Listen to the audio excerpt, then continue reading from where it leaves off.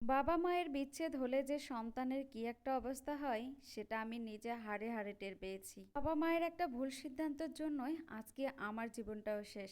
কিভাবে কেন হলো আজকে সেটাই আপনাদের সাথে শেয়ার করব। আসসালামু আলাইকুম।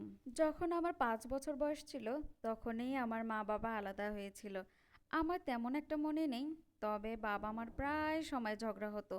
বাবা অনেক মাকে মারতো। আমি তখন ছোট ছিলাম, আমি বুঝতাম না তাদের মধ্যে কি নিয়ে ঝগড়া হতো।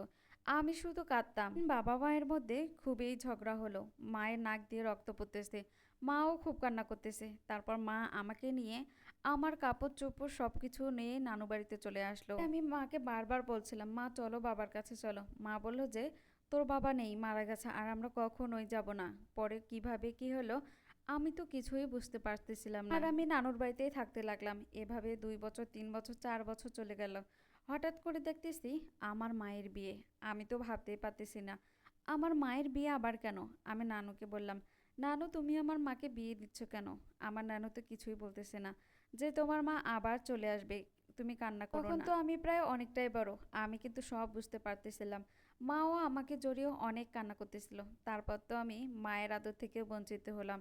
আর এদিকে কখনোই আমার বাবাও আমাকে ফোন দেয়নি, মাও আমার বাবার সাথে কথা বলতে দেয়নি। পর থেকে আমি একাই নানা নানির সাথে থাকতে শুরু করলাম। আমাকে খুব খারাপ লাগতো, রাতে খুব কান্না করতাম যখনই দেখতাম সবাইরই তো মা বাবা আছে, কিন্তু আমার মা বাবা নেই। কোনো একটা কেনার ইচ্ছা করলে আমি কাউকেই বলতে পারি না, না বাবা আছে না মা আছে। নানুকেই আর কত বলি, নানুর তো অনেক বয়স হয়ে গিয়েছিল, তাকেও আর কিছু বলতে পারি না। এভাবেই কষ্ট করে আমার দিন চলছিল। মা বাবা থেকেও মরার মতো ছিল।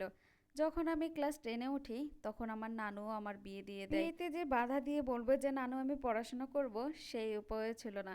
কারণ নানু তো আমার পড়াশোনার খরচ চালাতে পারতো না। তাই আমিও অনেকটা নিরুপায় হয়ে বিয়ে করতে বাধ্য হলাম। এরপর তো শুরু হলো আরো অন্য একটা জীবন।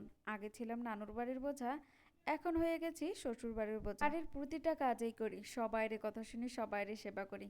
তারপরেও কোনো একটা ভুল হলে সবাই আমাকে বুঝিয়ে দেয়, যে মেয়ের মা সংসার করতে পারেনি সে মেয়ে কিভাবে সংসার করবে।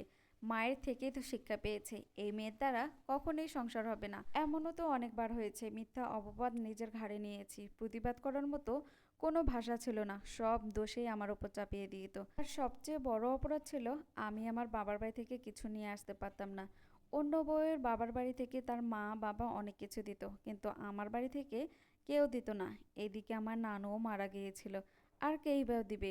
নানি তো অনেক অসুস্থ, সবকিছুই আমাকে দেখাতো যে ওর বাবার বাড়ি থেকে এত কিছু নিয়ে আসছে, তুই কি নিয়ে আসছিস, আর নিয়ে আসবি বা কিভাবে, এখানে তোর মা বাবার কোনো পরিচয় নেই, কেই বা তোকে দিবে। সব কথা শুনে আমি ঘরে গিয়ে অনেক কাঁদতাম, চিৎকার করে বলতে ইচ্ছে করতো, কেন তোমরা এরকম করলি, আমাকে তো ছোটবেলায় মেরে ফেললেই পারতে, কেন বাঁচিয়ে রাখলি। এদিকে আমি মাকেই বা কি বলবো, মারও ওইদিকে ছেলে হয়েছে, চাইলেই তো আর অন্য সংসার থেকে আমাকে দিতে পারবে না, মুখ বুঝে সবকিছু সহ্য করে নেই। আর আমার হাজবেন্ড সেও তো মনের মতো ছিল না, তাকে যদি বলতাম সে বলতেছে, ঠিকই তো, তোমার বাবার মা তো কিছুই তোমাকে দেয় না, এটা তো তোমাকে শুনতেই হবে, এটা তো স্বাভাবিক, মুখ বুঝে সহ্য করে নাও। এমন কোনো একটা রাত নেই যে আমি কাঁদিনি। আর এই কষ্টের কথাই বা কাকে বলবো, শোনার মতো তো পৃথিবীতে কেউই ছিল না। নিজে যে ইচ্ছে করে কিছু কিনবো কিছু করব, সেটা তো আমি সেই ছোটবেলায় মাটি দিয়ে এসেছি। আর স্বামীকেই বা কি বলবো, যদি কখনো কিছু আনতে বলি তাহলে তো সরাসরি বলে দেয়, তোর বাবাকে আমাকে কোনো কিছু দিয়েছে জীবনে, তাহলে তোর কেন এত ইচ্ছা জাগে,